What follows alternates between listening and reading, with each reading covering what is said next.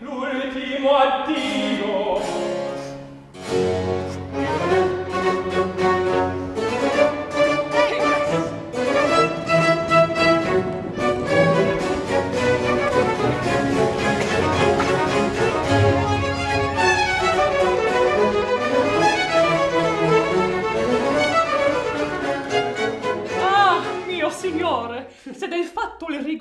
I can't wait for the rehearsals to start, but I don't feel quite ready yet.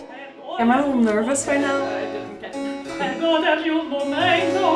I wish I had more time, but that's where we always wish that. Yeah. So it's Ulysses, right? Somebody's away. Yeah. It takes them a long while to get back. I have no idea what's going to be like, the costumes, what kind of setting we have. I don't know. It's exciting because it could be anything, especially with Baroque, because Baroque is pretty much a canvas that you can create anything on top of. This is a brand new competition to McGill. Many students competed in the first round and they picked 4 finalists. It can be art song or opera.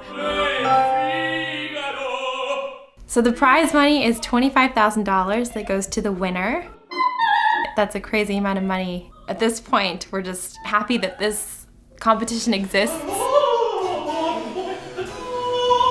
and someone will walk away very happy, I'm sure. The Merry Widow was a blast. I only really got into the swing of it at opening because there'd been so much else going on for everyone with Elixir. But then all of a sudden we had opening night and the show just turned into something that I think was incredible.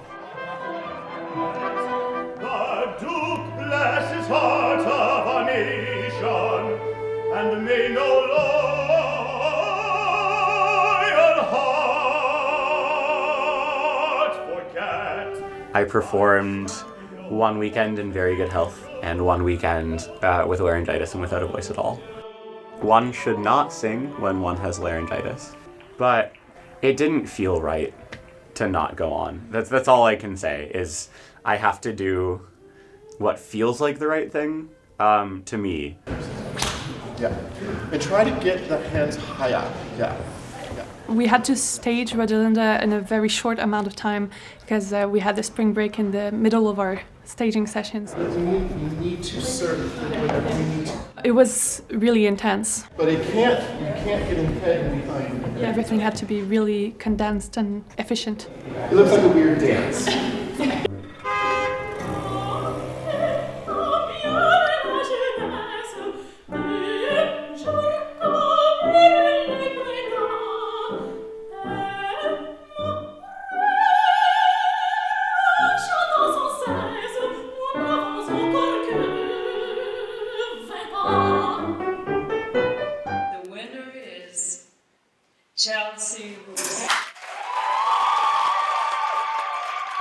I was listening for the first consonant, and then I heard that and I was like, oh my gosh. Honestly, disbelief, just shock. My dad, I think he's down the street running around. He couldn't formulate words. I can't think of a better way to leave and, have a great memory of my last moments here. It's starting to feel real that I'm going to be a professional singer. It's been a fabulous evening here with 4 amazing singers. It's always a joy to be at the Schulich School of Music. This feeling of kindness and friendliness that people really remark on when they come from other places. My teacher, Joanne Kolomayets, came backstage this evening and was like, here you go. This is the ring that I wore when I won the Met competition. I feel very honored to have worn it tonight, and it obviously worked. Oh yeah, that's sort of cool. So you like this better than this? That looks frightening. I've added a whole bunch of characters into the show. There are guards that are in this piece, and they kind of are brutal riot police. I was watching Game of Thrones with my son, and I thought to myself, the themes that are playing out in Game of Thrones are exactly what's happening in Rodelinda. The idea behind the production is a distillation of theater. This is what I had planned for Rodelinda. Yeah, it's beautiful. Purple for me means royalty, in a very black and white design concept. So black, gray, cream, these are our colors. Metallic.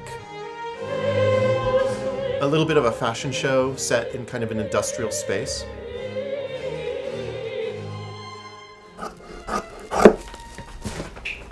So those are the 3 extra inches for rose. One of the part of the body that is very feminine is the neck. And when you want to have a woman in a man's character, you have to hide the neck, which does a lot of the job. It's always a big pleasure for me to see on the stage with the light and that, okay, I draw that and then woo! Heut Morgen übers Feld, auf den Gräsern hing, sprach zu mir dir Lust gefängt.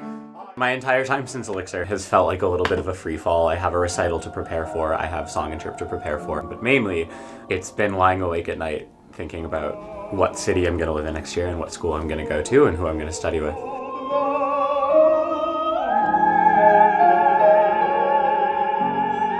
I have decided to stay here in Montreal and pursue my master's degree at McGill.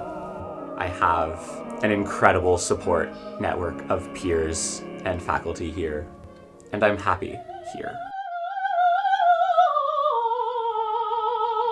Beautiful, that's it.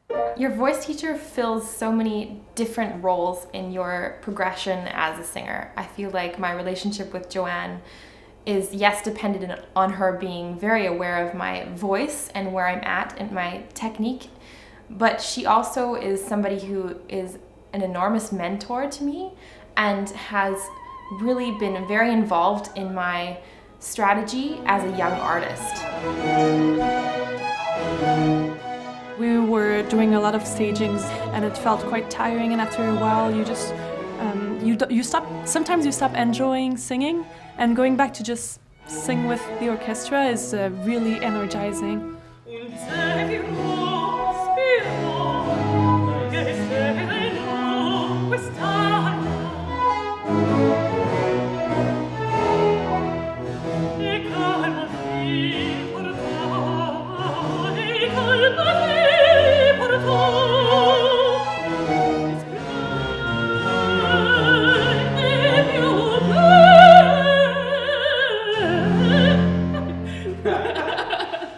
Right, so there'll be a few of these. Let's figure out what you're doing there. At the moment, things have kind of slowed down for me, which is nice.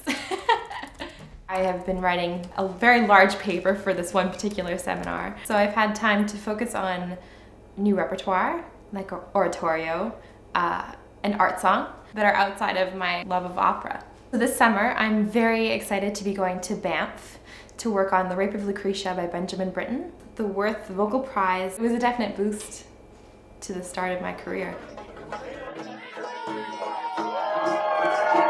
Tonight is my birthday, but I have rehearsal tomorrow morning, so I'll try to be a good girl and go to bed early.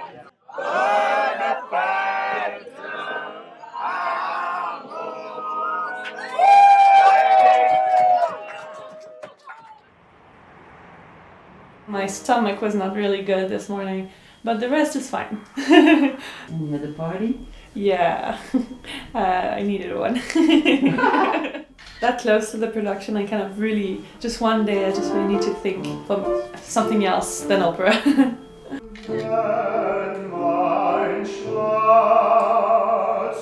People do song interpretation. Mostly it's to work with Michael McMahon, actually, and it's a lot like getting to work with Patrick in the opera. He's just this musical force. I'm not convinced of your tempo in the end. Yeah. I find it... I don't think I am either. Not everything in singing is like putting in a costume and playing a different character, and sometimes it's just telling a story with just you and your collaborative pianist.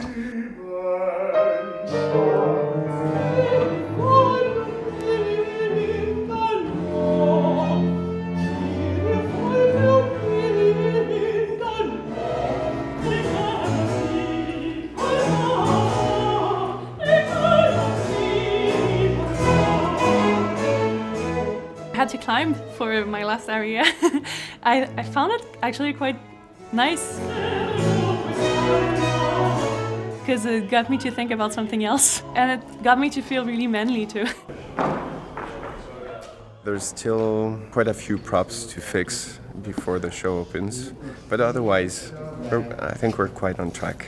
Instead of doors and windows and palace walls, we have scaffolding and sort of minimalistic flats. It doesn't have to be really, really clean. It's part of the set that we see everything. Oh, it's a metal mesh that we usually put in windows to protect yourself from bugs in summer. We can go to blue. Oh, like this. This will be. This probably will be the main color of the show. We're lowering the grid actually in Pollock Hall to be a lot lower, so you can really see the lights in play. It's almost like a rock show, you know, where like they put light into the audience. After the opera, we will invite Motley Crue. They will come to do a set here on this.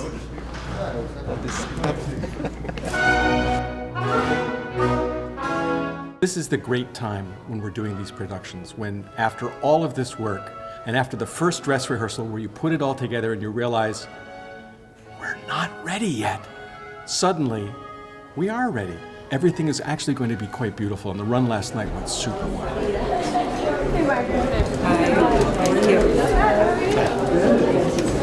Hi, Jonah. About an hour before show, everyone.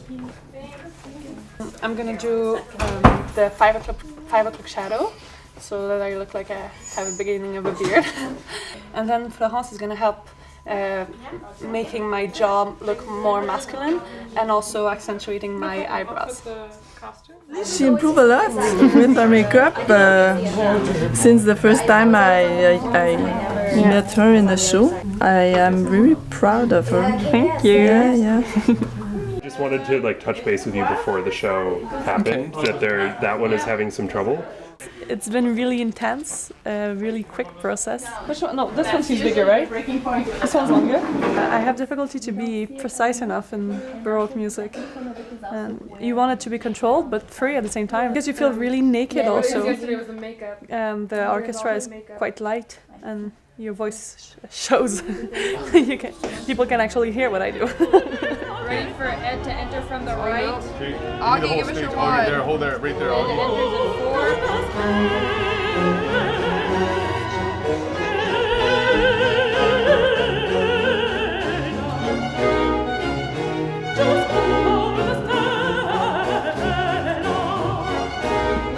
There. Ed's gonna sing. Actually, Emmy's right there, hold on. Focusing on Bert, he's gonna sing an aria. Everything is really wow during this period, so when you go back to normal life afterwards, you have to pull yourself together and write that paper.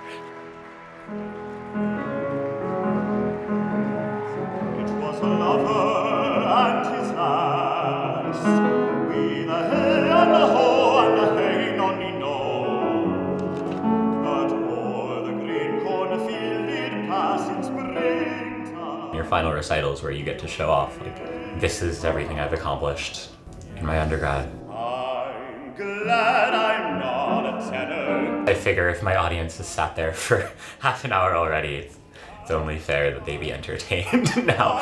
When it's so nice and comfy, way down low. It's always been a family thing for me, karate. I've been doing it since I was a kid. Karate is all about the breathing, just like singing is. You need to deal with your energy. It looks pretty much the same as singing a tough aria.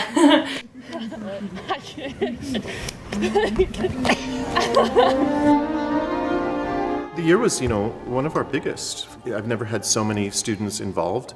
We also chose some really demanding pieces. Little Women, super difficult music. We brought in the conductor who conducted the world premiere, put the fear of God into the cast. It was a year where I set the bar very high, and people leapt over that bar. Jonah Spungin, outstanding achievement. I never knew how much work and sweat and effort and time goes into putting on a good show.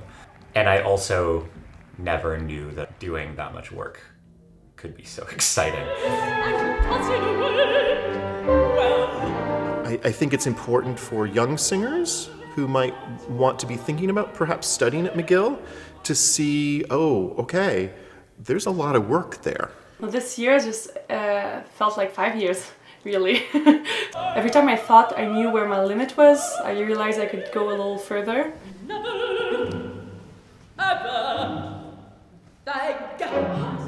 It is about people who, the successful ones, they're in a practice room, they're dedicated, they have a lot of projects going on at once. And that all sorts of music engage them. This last year at McGill has shown me that the career that I've always wanted is possible for me. That it's tangible, that it's here. I expect really great things to come Chelsea's way. It's all very beautiful. She looks like she sounds. Working so closely with people who are already involved in the music community prepares us for what it's really going to be like out there.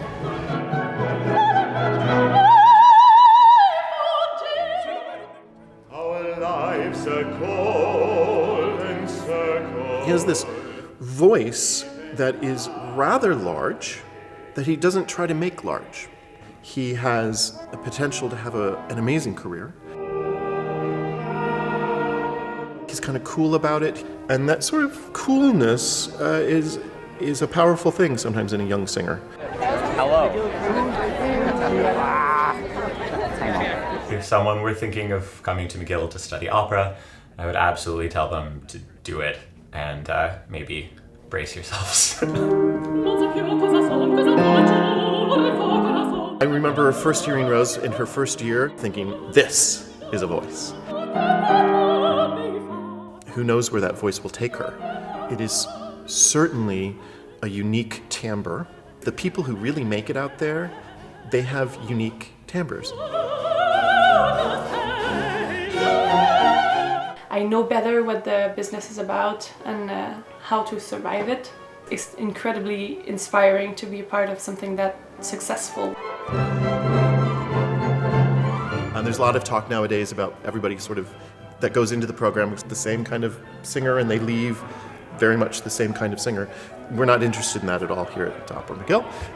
It's all about the unique person. It's about the individual. I do feel sad to be leaving because it's just such an ingrained part of my life, Opera McGill. But I am so excited for the next chapter, and I know that I'll never be far.